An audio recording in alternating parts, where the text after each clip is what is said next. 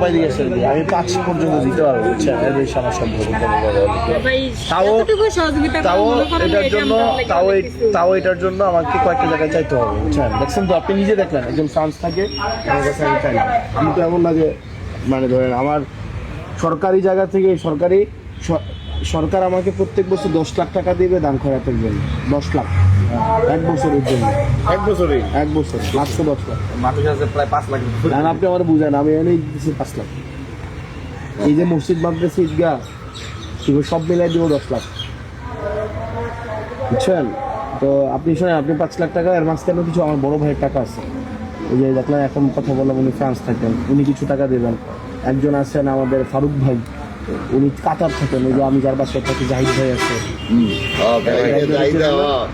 চিনেন না? জাহিদ ভাই কিছু টাকা দেবে, আমার বন্ধু শুভ আছে কিছু টাকা দেবে। এরকম কিছু কিছু টাকা নিয়ে 5 লাখ টাকা হবে আর কি। এই 5 লাখ টাকা আমি আপাতত দেই মারছে আপনাকে, আপনি কাজ শুরু করেন আর আমি আমার লিমিটেশন। আর এখানে তো ধরেন আরো অনেকে আসে না, সাব্বিরদের ঘরটা দেখছেন আপনি? ওই ঘরটাও খুবই খারাপ অবস্থা। সাগরদের ঘরটা দেখছেন? সাগরের যে সাগর গেছেন আপনি? সাগরের ঘর মানে 2জন মানুষ করে যায় না। ইয়াসিনদের বাসায় গেছেন? আর আমরা সবাই মিলে একটু করে চেষ্টা করতে হবে।